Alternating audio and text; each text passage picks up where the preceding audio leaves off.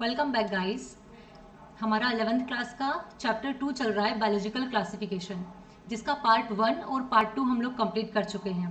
Part 1 में हम लोगों ने कुछ जनरल टर्मिनोलॉजीज देखी थी, बेसिक इंट्रोडक्शन देखा था और ओवरऑल बात की थी कि इस चैप्टर में हम लोग क्या क्या पढ़ने वाले हैं।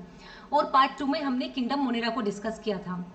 ठीक है, अब पार्ट 3 में हम लोग किंगडम प्रोटिस्टा के बारे में बात करेंगे, लेकिन उससे पहले एक बार किंगडम मोनेरा को शॉर्ट में रिवाइज करेंगे। ठीक है, तो स्टार्ट करते हैं। किंगडम मोनेरा में हम लोगों ने क्या क्या चीजें पढ़ी थी। सबसे पहले हमने आर एच विटेकर के बारे में बात की थी। आर एच विटेकर ने 5 किंगडम क्लासिफिकेशन दिया था 1969 में। ठीक है, पहली चीज जो ये याद रखनी है, जब हम इंपॉर्टेंट क्वेश्चंस की बात करते हैं तो आर एच विटेकर का जो 5 किंगडम क्लासिफिकेशन है वो मोस्ट इंपॉर्टेंट है। ठीक है, कौन से उन्होंने ईयर में दिया था ये वाली चीज भी हमें ध्यान रखनी है। उसके बाद वो 5 किंगडम कौन कौन से थे, तो मोनेरा, प्रोटिस्टा, फंजाई, प्लांटी और एनिमेलिया। इन पांचों को याद करने की एक ट्रिक भी मैंने बताई थी, एक निमोनिक्स बता के।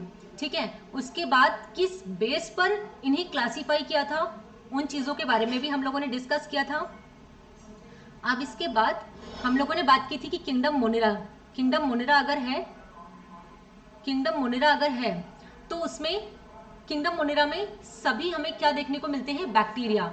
ऑलमोस्ट बैक्टीरिया इसमें प्रेजेंट होते हैं। अब बैक्टीरिया भी कई टाइप्स के होते हैं, जैसे आर्की बैक्टीरिया होता है, यू बैक्टीरिया होता है, तो हम लोगों ने उनके बारे में बात की थी। ठीक है, हमने पढ़ा था कि बैक्टीरिया, ये तो जनरल सी बात है, हमें पता है कि ऑलमोस्ट एवरीवेयर, हमारे हाथों में भी, हमारे मुंह में भी, घर में भी, हर एक कोने में हमें बैक्टीरिया दिखाई नहीं देते हैं, इनविजिबल होते हैं, लेकिन हमें पता है कि प्रेजेंट होते हैं बैक्टीरिया। ठीक है, तो हमने क्या बात की थी, सोल मेंबर होते हैं। ठीक है, सोल मतलब होता है अकेला, है ना। उसके बाद मोस्ट अबंडेंट, बहुत ज्यादा होते हैं, ये हर जगह प्रेजेंट होते हैं। फिर हमने बात की थी कि अगर एक मुट्ठी सॉइल हम अगर लें तो उसमें ऑलमोस्ट 100 बैक्टीरिया है, उससे ज्यादा ही प्रेजेंट होंगे। फिर हमने बात की थी कि एक्सट्रीम हैबिटेट में ही रहते हैं। हमने थर्मोफाइल्स बैक्टीरिया के बारे में पढ़ा था, साइकोफाइल्स, हेलोफाइल्स, एसिडोफाइल्स और अल्कलीफाइल्स, इन सब के बारे में हमने बात की थी। एक बार रिवाइज हम इसलिए कर रहे हैं कि जिन लोगों को ऑलरेडी एक बार मतलब पढ़ चुके हैं किंगडम मोनेरा, उनको थोड़ा सा रिवाइज हो जाएगा, ब्रशिंग अप हो जाएगा कॉन्सेप्ट। जिन लोगों ने नहीं पढ़ा है वो पार्ट 2 पर जाकर एक बार किंगडम मोनेरा को डिस्कस कर लें, एक बार उसे रीड कर लें, है ना। हमने ये भी बात की थी कि किस तरह से हम याद रख सकते हैं इसे, जैसे Monera, protista, fungi, Plantae, animalia 5 है। अब इसमें सबसे पहले हम मोनेरा की कैटेगरी क्यों रखते हैं, क्योंकि मोनेरा में सबसे ज्यादा स्मॉलेस्ट जो माइक्रो ऑर्गेनिजम्स हैं वो प्रेजेंट होते हैं, जिनमें एक सेल होती है केवल, उनका न्यूक्लियस भी बहुत अच्छे से डेवलप नहीं होता है। इन चीजों के बारे में भी हमने पढ़ा था। ठीक है, और क्या पढ़ा था, इसके अलावा ये जो बैक्टीरिया होते हैं, ये बेसिकली इनकी 4 कैटेगरी होती है, कोकाई, बेसिलाई, स्पाइरिला, विब्रियो। ठीक है, इनको कैसे याद रखना है वो भी मैंने बताया था पिछली वीडियो में। ठीक है, उसके बाद हमने इनके स्ट्रक्चर और बिहेवियर के बारे में बात की थी। स्ट्रक्चर में सिंपल होते हैं लेकिन बिहेवियर में बहुत कॉम्प्लेक्स होते हैं, ये कैसे हम बात कर चुके हैं। फिर ऑटोट्रॉफिक होते हैं, हेट्रोट्रॉफिक होते हैं। ठीक है, मोनेरा किंगडम में जो बैक्टीरिया आते हैं वो बेसिकली 2 टाइप्स के होते हैं, आर्की बैक्टीरिया और यू बैक्टीरिया। इन दोनों की क्या खास बातें हैं, आर्की बैक्टीरिया का जो स्पेशल कैरेक्टर है वो ये है कि ये हार्श हैबिटेट में रहता है, हार्श हैबिटेट में रहता है। जैसे कि हेलोफाइल्स, जो एक्सट्रीम सॉल्टी एरिया में बैक्टीरिया प्रेजेंट होंगे उन्हें हेलोफाइल्स कहेंगे। जो एक्सट्रीम हॉट स्प्रिंग में होंगे उन्हें थर्मोएसिडोफाइल्स कहेंगे। क्यों, हेलो का मतलब होता है सॉल्ट से रिलेटेड है, थर्मो मतलब क्या, हीट। वैसे ही मार्शी एरिया में मीथेनोजन बैक्टीरिया प्रेजेंट होते हैं, मतलब मार्शी एरिया में जो बैक्टीरिया होते हैं उन्हें मीथेनोजन्स कहते हैं। फिर हमने यहाँ पे थोड़ी सी बात की थी कि बायोगैस का प्रोडक्शन किस तरह होता है, हालांकि ये चैप्टर में नहीं है लेकिन इसको समझने के लिए हमने इसके बारे में पढ़ा था। फिर हमने बात की थी मोनेरा में जो यू बैक्टीरिया है उसमें क्या खास बात है, इनमें मोटिलिटी के लिए फ्लेजिलम प्रेजेंट होता है। साइनोबैक्टीरिया बेसिकली प्रेजेंट होते हैं जिसमें ब्लू ग्रीन एल्गी आती है। यूनिसेल्युलर होते हैं, कॉलोनियल होते हैं, फिलामेंटस होते हैं, फ्रेश वाटर में रहते हैं, मरीन में रहते हैं। ठीक है, हेटेरोसिस्ट में नोस्टॉक एनाबिना की बात की थी जो कि नाइट्रोजन फिक्सेशन का काम करते हैं। कीमोसिंथेटिक ऑटोट्रॉप्स इसमें आते हैं जो कि नाइट्रोजन फिक्सेशन का काम करते हैं या एटमॉस्फेरिक नाइट्रोजन को फिक्स करते हैं। सारी चीजें हम लोग डिटेल में डिस्कस कर चुके हैं। उसके बाद ऑक्सीडाइज करते हैं ये वेरियस इनऑर्गेनिक सब्सटेंस को, जैसे नाइट्रेट्स, नाइट्राइट्स, अमोनिया। ठीक है, न्यूट्रिएंट्स को रिसाइकल करते हैं। ओके, फिर हमने बात की थी डिकम्पोजर के बारे में। कुछ बैक्टीरिया डिकम्पोजर की तरह भी काम करते हैं, जैसे कि कर्ड बनाते हैं, ठीक है।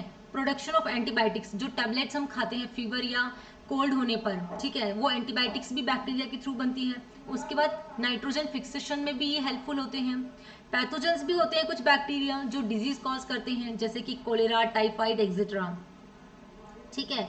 इसके बाद बैक्टीरिया रिप्रोड्यूस भी करते हैं तो 3 तरीके से, बाइनरी फिजन, स्पोर फॉर्मेशन और सेक्सुअल रिप्रोडक्शन, है ना। उसके बाद जो स्मॉलेस्ट बैक्टीरिया होता है उसका नाम माइकोप्लाज्मा है, ये भी इंपॉर्टेंट है, हम याद रख सकते हैं, कई बार इसे पूछ लेते हैं। अब हम स्टार्ट करते हैं किंगडम प्रोटिस्टा, ठीक है। अब एक बात जो हम लोगों ने याद रखने के लिए बनाई थी क्या, कि एक फैमिली है जिसमें 5 किंगडम है, Monera, protista, fungi, Plantae, Animalia, ठीक है। बस याद करने का एक तरीका है। तो मोनेरा में क्या हमने किया था कि फैमिली के जो न्यू बॉर्न बेबी हैं वो किंगडम मोनेरा में आते हैं, है ना। उससे क्या याद रहेगा, एकदम न्यू बॉर्न बेबी है तो उनके 2 कैरेक्टर्स हैं। एक तो वो यूनिसेल्युलर है, मतलब छोटे से हैं तो उनकी बॉडी केवल एक ही सेल से बनी है। दूसरी बात कि वो प्रोकैरियोटिक है। प्रो मतलब क्या, प्रोकैरियोटिक का मतलब जिसमें न्यूक्लियस जो है वो डेवलप नहीं है ना, वेल डिफाइंड नहीं है, न्यूक्लियर मेम्ब्रेन से बाउंड नहीं है। तो ऐसे 2 कैरेक्टर हम किसके साथ रख सकते हैं, मोनेरा के। अब मोनेरा के ऊपर क्या कैटेगरी आती है, प्रोटिस्टा आती है। तो जब भी हम बात करते हैं कि पहले एक सबसे छोटा मेंबर है, फिर कोई उससे बड़ा मेंबर है। अब अगर बड़ा है तो उसमें चीजें भी थोड़ी कॉम्प्लेक्स होगी, थोड़ी वेल डेवलप होगी। तो किंगडम प्रोटिस्टा में क्या डेवलप चीज है तो यूनिसेल्युलर, मतलब सिंगल सेल से बना है, लेकिन ये प्रोकैरियोटिक नहीं होके क्या है, यूकैरियोटिक है। तो क्या याद करना है, एक तो याद करना है कि ये यूनिसेल्युलर है, ठीक है। उसके बाद ये जो होता है वो यूकैरियोटिक होता है, ठीक है। ये वाली चीज ध्यान रखनी है। यूकैरियोटिक का मतलब क्यों, क्योंकि इनमें जो न्यूक्लियस है वो वेल डिफाइन है, ठीक है। ये वाली चीज हमें यहाँ याद रखनी है। ये क्या क्या है अगर किसी को पता हो तो, ये है अमीबा। अमीबा को हम किस तरह जानते हैं कि उसका कोई पर्टिकुलर शेप नहीं होता।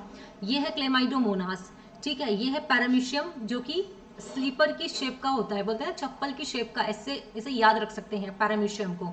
और ये है हमारा यूग्लिना। एक एक करके सभी को डिटेल में डिस्कस करेंगे, ठीक है। अब देखो यहाँ पे इमेज लगाने का पर्पस ये है कि अगर ये चीजें जैसे इस तरह से आप अपनी नोटबुक में ड्रॉ कर रहे हो चीजों को, और 1 साल तक कंटिन्यूअसली जब भी वो आपकी आंखों के सामने से निकलेंगी तो चीजें क्या होंगी, माइंड में एकदम कैप्चर कर लेगा दिमाग उन्हें। फिर जब भी इन चीजों को पढ़ेंगे, याद करेंगे या एग्जाम देंगे तो इमेजिन करके लिख सकते हैं कि अच्छा अमीबा है जिसका कोई पर्टिकुलर शेप नहीं होता, उसके अंदर क्या है, न्यूक्लियस है, स्यूडोपोडिया फॉर्म करता है वो। तो ये सारी चीजें हम इन डायग्राम्स के थ्रू याद रख सकते हैं, ठीक है। फिर क्या नेक्स्ट, ये एक पिक्चर मैंने बनाई है। यहाँ पे प्रोटिस्टा में ये भी जितनी भी चीजें हैं ये सब प्रोटिस्टा में आती है। स्लाइम मोल्ड्स आते हैं, देखो ये इस तरह से हैं। अमीबा है, ठीक है, यूग्लिना है, डाइनोफ्लेजिलेट है, पैरामीशियम है, डाइएटम्स है, मैक्रोएल्गी है, ठीक है। अब देखो यहाँ पे भी कुछ डायग्राम्स मैंने ड्रॉ करे हैं, यहाँ पे मैंने बहुत डायग्राम्स लगाए हैं। क्यों, ताकि आप नोट कर सको इन चीजों को, क्योंकि जितने ज्यादा डायग्राम्स इसमें बनाएंगे उतनी ही चीजें बेहतर ढंग से समझ में आएगी। क्योंकि देखो ऐसा नहीं है, सोशल साइंस की तरह नहीं है बायोलॉजी की पेज भर के पैराग्राफ बना के लिख दिया एकदम। बायोलॉजी में क्या, आप डायग्राम बना लिया, आपने मेंशन कर दिया, अच्छा ये फ्लैजिला है, ये न्यूक्लियस है, ये सेल मेम्ब्रेन है, ये सेल वॉल है। तो वो जो मेंशन चीजें हैं ना डायग्राम में, उन्हीं को आप एक एक पॉइंट करके लिख सकते हो। और एक चीज और हमने देखी है कि बायोलॉजी में ऐसा नहीं बोलते हैं कि 100 या 200 या फिर 500 वर्ड्स में आप आंसर दो। उनको चाहिए करेक्ट वर्ड्स, टर्म्स जो होने चाहिए वो एकदम करेक्ट होने चाहिए, एक्यूरेट होने चाहिए। कि अच्छा फ्लैजिला है तो फ्लैजिला ही लिखना है, सेल मेम्ब्रेन किस चीज से बनी है, सेल वॉल किस चीज से बनी है, यही बेसिक चीजें हमें मेंशन करनी होती है ना। तो सबसे सही तरीका यही है, पॉइंट्स बना के चीजों को याद करो, ठीक है। आगे बढ़ते हैं। अब क्या है, देखो यहाँ पे ये क्या समझ में आ रहा है, एक मैंने पिक्चर लगाई है, ये है पैरामीशियम, ठीक है, दिख रहा है ना चप्पल की शेप का, है ना। तो हम लोग कैसे याद करते थे, लखानी चप्पल से हम लोग याद करते थे इसे। अब ये तो कलरफुल दिख रहा है, ये कलरफुल दिख रहा है, लेकिन ये इसका मेकअप कर दिया है, मेकअप के बाद ही ऐसा दिख रहा है ना, मेकअप के बाद लोग याद रह जाते हैं एकदम चमकीले से। और ये जो है ना, ये नेचुरली लुक इसका ये है बेसिकली। तो इसे स्टेन कर देते हैं ताकि बेहतर ढंग से चीजों को हम देख पाएं कि इसमें क्या क्या चीजें प्रेजेंट है। तो ये है पैरामीशियम, पैरामीशियम के बाद ये है अमीबा। देखो बिना स्टेन किए ऐसा दिख रहा है, एक मिनट, बिना स्टेन किए ऐसा दिख रहा है ये, और स्टेन करने के बाद बाकायदा पूरे अच्छे से ये दिख रहा है। देखो यहाँ पे ये न्यूक्लियस है। बाइनरी फिजन में हमने न्यूक्लियस के बारे में पढ़ा है कि जब बाइनरी फिजन होता है तो पहले न्यूक्लियस का डिवीजन होता है, उसके बाद फिर जो सेल है वो डिवाइड होती है ना। देखो ये फूड वैक्यूल यहाँ है, फिर प्लाज्मा मेम्ब्रेन है इसमें, और क्या है, कॉन्ट्रैक्टाइल वैक्यूल भी होते हैं। मेन चीज़ क्या है याद रखने वाली, एक तो न्यूक्लियस जो हमें याद रखना है, स्यूडोपोड, ठीक है, उसके बाद साइटोप्लाज्म तो नॉर्मल सबको पता ही होता है। ये वाली चीज़ें हैं जो हमें मेनली याद रखनी है, न्यूक्लियस, स्यूडोपोडिया, ठीक है। Okay, moving forward. अब ये क्या है, ये है क्लेमाइडोमोनास। चलो इसके बारे में बाद में पढ़ेंगे अपन, ठीक है। एक एक करके डायग्राम्स मैंने इसलिए बनाए हैं ताकि ज़्यादा से ज़्यादा आप लोग इमेज देख के और क्या कर सको, चीज़ों को लिंक कर सको कि अच्छा ये वाला जो है इससे इस तरह से डिफर कर रहा है ना। अब पढ़ते हैं अपन प्रोटिस्टा के बारे में। देखो सबसे पहली बात क्या, हम चीज़ों को पढ़ तो बहुत जगह से लेते हैं, लेकिन उसे समझना किस तरह है ये थोड़ी पॉइंट वाली बात है ना। बहुत चीज़ें हमने पढ़ ली, किंगडम मोनेरा पढ़ लिया, प्रोटिस्टा पढ़ लिया, फंजाई, प्लांट एनिमिलिया सब पढ़ लिया। बहुत बार पढ़ने के बाद भी ऐसा होता है कि कभी याद नहीं होती है चीज़ें। तो याद करने का क्या एक तरीका है, पांचों कैटेगरी हमने लिख ली। पांचों कैटेगरी लिखने के बाद उसमें ये देखो कि कौन कौन सी चीज़ें जो है वो एक दूसरे से अलग है और कौन कौन सी चीज़ें एक दूसरे से सिमिलर है। जैसे मैंने अभी बोला था कि किंगडम मोनेरा की जब हम बात करते हैं, किंगडम मोनेरा की जब हम बात करते हैं तो इसमें यूनिसेल्युलर आते हैं और प्रोकैरियोटिक आते हैं, ये दो कैरेक्टर हैं। लेकिन जब हम प्रोटिस्टा की बात करते हैं ना तो यहाँ पे ये वाली चीज़ सिमिलर है, लेकिन ये वाली चीज़ जो है वो प्रोकैरियोटिक से क्या हो गई, यूकैरियोटिक हो गई।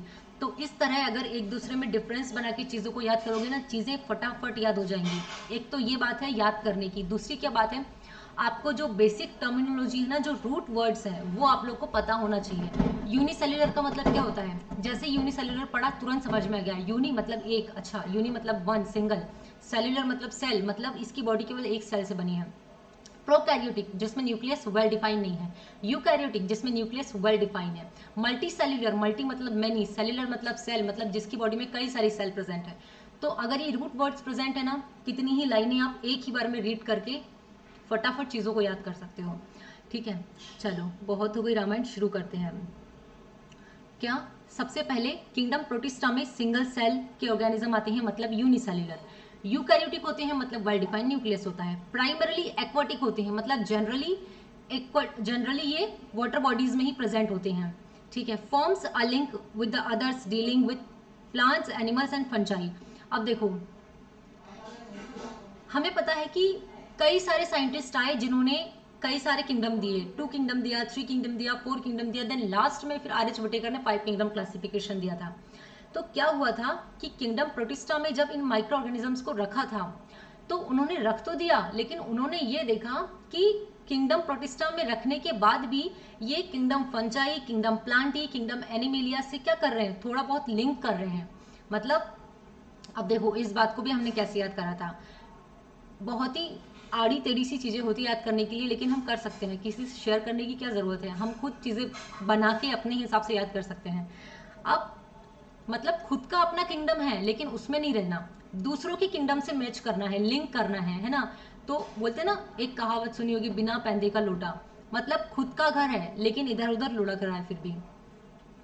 इसमें फ्लैजिला होता है, सीलिया भी प्रेजेंट होता है। देखो फ्लैजिला, ये है फ्लैजिला, ठीक है। फ्लैजिला क्यों होता है, मूवमेंट के लिए। और ये है सीलिया, ये जो यहाँ पे हेयर लाइक प्रोजेक्शन दिखाई दे रहे हैं यहाँ पे, ये है सीलिया। तो ये दोनों ही चीजें क्या मूवमेंट में काम आती हैं इनके, है ना। वेल डिफाइंड न्यूक्लियस, इनमें वेल डिफाइंड न्यूक्लियस तो होगा ही क्योंकि ये यूकैरियोटिक है, ठीक है। ये चीज हुई। फिर क्या, रिप्रोडक्शन की जब बात करते हैं तो ये सेक्सुअली और एसेक्सुअली दोनों तरह से रिप्रोड्यूस करते हैं। ये तो हुई जनरल टर्म्स, जनरल बातें किंगडम प्रोटिस्टा के बारे में। अब प्रोटिस्टा में कौन कौन से और ऑर्गेनिजम्स आते हैं, देखो क्रायोफाइट्स आते हैं, डाइनोफ्लेजिलेट्स आते हैं, यूग्लेनोइड्स आते हैं, स्लाइमोल्स और प्रोटोजोन्स। इन्हें थोड़ा सा याद करना पड़ेगा, थोड़ी मेहनत करनी पड़ेगी इन्हें याद करने के लिए, क्योंकि ये वर्ड्स थोड़े से टफ हैं, ज़्यादा नहीं, ठीक है। क्राइजोफाइट्स के बारे में पढ़ते हैं। अब देखो नाम टफ है, जब पढ़ेंगे तो लगेगा डाइएटम्स, गोल्डन एल्गी क्या है, ये फ्रेश वाटर, मरीन वाटर क्या, जो भी चीजें हम पढ़ रहे हैं ना कुछ बेसिक क्राइटेरिया है इनका, इसलिए पढ़ रहे हैं। देखो जैसे क्राइजोफाइट्स पढ़ा, अच्छा ये नाम है, इसमें तो कोई वो सेंस नहीं है इसे याद करने का, याद कर लिया क्राइजोफाइट्स, ठीक है। उसके बाद क्राइजोफाइट्स में डाइएटम्स और गोल्डन एल्गी आती है, बस इसे यही याद करना है, और इन दोनों को डेस्मिड्स भी कहते हैं। बस एक लाइन यहाँ खत्म। फिर उसके बाद ये जो क्राइजोफाइट्स होते हैं, अब यहाँ पे इमेज इसीलिए लगाई है ताकि थोड़ा इमेजिन कर सकें, जब भी हम कहीं जाते हैं, जैसे घूमने भी अगर जाते हैं तो कई बार हम इस तरह की इमेज तो देखते ही हैं। फ्रेश वाटर में भी रहते हैं और मरीन इन्वायरमेंट में भी रहते हैं ये। Float possibly in water current, इसलिए इन्हें प्लैंकटन भी कहते हैं। Float possibly in water current का क्या मतलब है कि ये वाटर बॉडी के साथ फ्रीली मूव करते रहते हैं, ठीक है। In diatoms cell wall form two thin overlapping shells fit together as in a soft box. अब देखो यहाँ पे किसकी बात हो रही है, सेल वॉल की बात हो रही है। तो डाइएटम्स में, क्राइजोफाइट्स में डाइएटम आते हैं, ठीक है। इन डाइएटम्स में जो सेल वॉल होती है ना वो सॉफ्ट बॉक्स की तरह एक दूसरे में फिट होती है, इस तरह से, ठीक है, एक दूसरे में फिट होती है। क्यों? क्योंकि उसमें सिलिका एम्बेडेड होता है, सिलिका भरा हुआ होता है, और इसीलिए वो इनडिस्ट्रक्टिबल होती है, मतलब उसे हम खत्म नहीं कर सकते, ठीक है। ये बात हुई। मूविंग फॉरवर्ड डाइएटम्स के बारे में थोड़ा पढ़ते हैं। डाइएटम्स जो होते हैं have left behind large amount of cell wall deposits in their habitat. Accumulation over billions of year is referred to as a diatomaceous earth. देखो क्या है, ये जो डाइएटम होते हैं हमने देखा है कि इनकी सेल वॉल जो होती है बहुत टफ होती है, तो ये जब मरते हैं ना तो इनकी सेल वॉल खत्म नहीं होती। क्या होता है कि जब ये मरते हैं, पानी में तो रहते ही हैं, वाटर बॉडीज में तो रहते ही हैं, जब ये मरते हैं तो उस वाटर बॉडी में नीचे चले जाते हैं, इनकी सेल वॉल वैसी की वैसी ही होती है। फिर जब बहुत ज्यादा साल बीत जाते हैं तो एक्यूमुलेशन हो जाता है इनका, और फिर उससे क्या बनता है, डाइएटोमिशियस अर्थ बनता है एक, ठीक है। और इसे किस में यूज किया जाता है, पॉलिशिंग में, फिल्ट्रेशन ऑफ ऑयल में, साइरप्स में यूज किया जाता है। इसके अलावा chief producer in the ocean, chief producer होते हैं ओशियंस में। प्रोड्यूसर का मतलब क्या है, क्या है इसका मतलब, देखो क्या पढ़ा था हमने अभी इसके बारे में,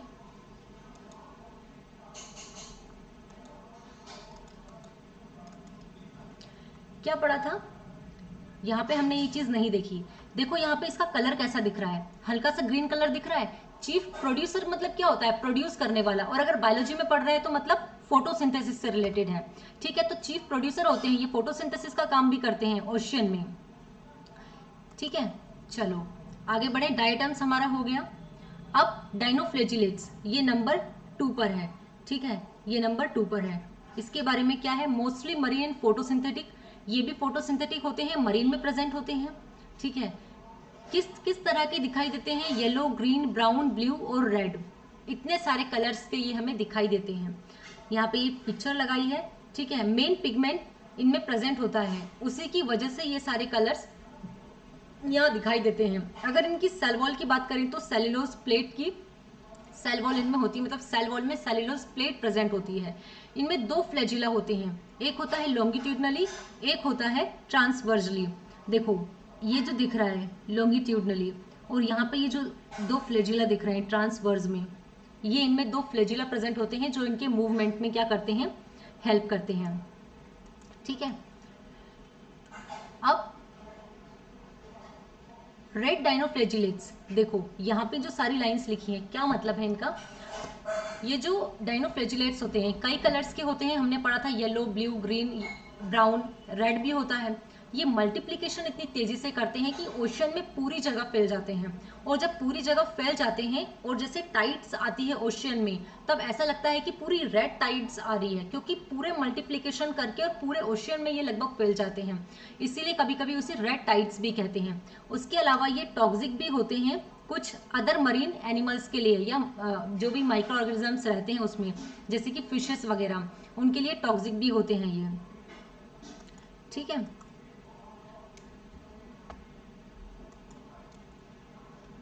अब क्या है, यूग्लेनॉइड्स है, ये नंबर 3 पर है यूग्लेनॉइड्स। इनमें क्या है, ये भी फ्रेश वाटर में रहते हैं, स्टेगनेंट वाटर, रुके हुए पानी में भी ये रहते हैं। प्रोटीन रिच लेयर इनमें प्रेजेंट होती है, ठीक है, और पेलिकल होते हैं ये। पेलिकल का मतलब क्या है, मतलब इनकी बॉडी जो होती है वो फ्लेक्सिबल होती है, ठीक है। इनमें भी 2 फ्लैजिला प्रेजेंट होते हैं, फोटोसिंथेटिक होते हैं ये और हेट्रोट्रॉफ्स होते हैं। ये जो वर्ड्स हैं एक एक ही वर्ड है हेट्रोट्रॉफ्स। अब इसका मीनिंग पता होना चाहिए तभी हमें ये याद रह पाएगा। फोटोसिंथेटिक है, इसका मतलब पता होना चाहिए। अच्छा फ्लैजिला, फ्लैजिला क्या होता है, मूवमेंट के लिए होता है, ये वाली चीज पता होना चाहिए। तो बस क्या करना है, रीड करना है। 2-4 बार रीड करेंगे, डायग्राम देखेंगे तो आराम से चीजें क्या होगी, समझ में आ जाएंगी। अब क्या है, स्लाइम मोल्ड्स, ये है 4th नंबर पे।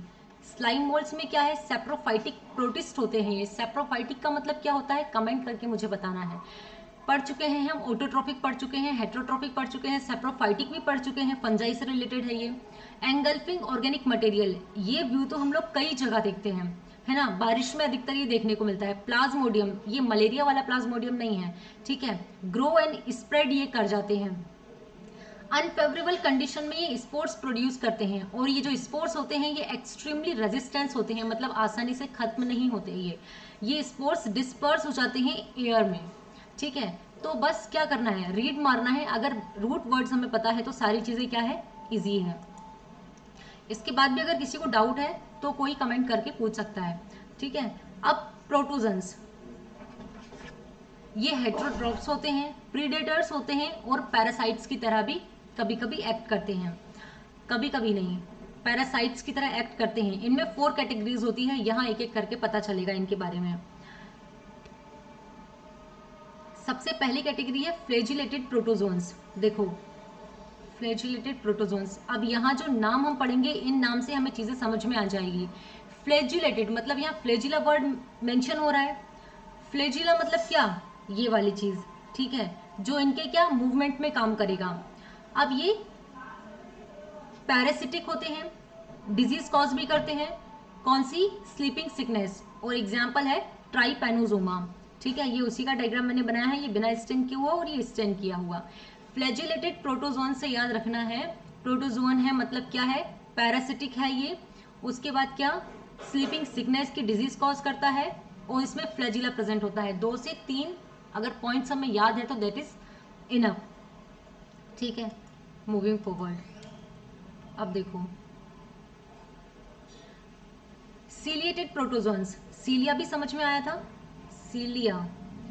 एक तो हमने बात की थी फ्लैजिला के बारे में, ठीक है, और एक हमने बात की थी सीलिया के बारे में। फ्लैजिला तो क्या होता है, इस तरह का जो होता है ये है फ्लैजिला, और जब सीलिया की बात कर रहे हैं तो यहाँ पे हेयर लाइक प्रोजेक्शन होते हैं उसकी पूरी बॉडी पे, तो इन्हें कहते हैं सीलिया। तो यहाँ पे एग्जाम्पल है पैरामीशियम का। अब क्या, एक्टिवली मूविंग, किसके थ्रू, सीलिया के थ्रू मूव करते हैं ये, ठीक है। कैविटी इसमें प्रेजेंट होती है जिसे गुलेट कहते हैं। The coordinated movement of rows of cilia causes the water laden with food to be steered into the gullet. Example paramecium.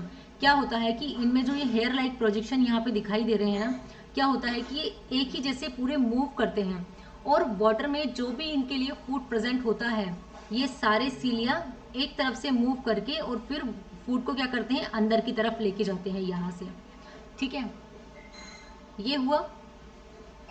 अब क्या है, स्पोरोजोन्स के बारे में। इन्फेक्शियस स्पोर्स ही है। प्लाज्मोडियम, इसका नाम सभी ने सुना होगा, ये है मलेरियल पैरासाइट, इसके बारे में सभी ने सुना होगा, ठीक है। इसमें ये 3 पॉइंट्स हैं। अब क्या है नेक्स्ट, ओके, तो ये जो प्रोटिस्टा था, किंगडम प्रोटिस्टा था, इसे हम लोग कंप्लीट कर चुके हैं। नेक्स्ट उसमें हम लोग फंजाई पढ़ेंगे, देन प्लांटी एनिमिलिया, और फिर वायरस के बारे में बात करेंगे, ठीक है। इस तरह से एक एक पार्ट में करके चीज़ों को कंप्लीट करेंगे, एंड देन लास्ट में फिर एक 1 शॉट वीडियो मैं अपलोड करूंगी जिसमें पूरा चैप्टर हम लोग एक बार रिवाइज करेंगे। हालांकि चैप्टर बहुत बड़ा है, या तो 1 शॉट वीडियो 2 पार्ट्स में हो सकता है जिसमें हम चीज़ों को बेहतर ढंग से एक बार रिवाइज कर लें, ठीक है। तो जिन लोगों ने भी चैनल को सब्सक्राइब नहीं किया है वो चैनल को सब्सक्राइब कर लें। अगर किसी को कोई भी डाउट्स है तो वो कमेंट करके पूछ सकता है, ठीक है। Thank you.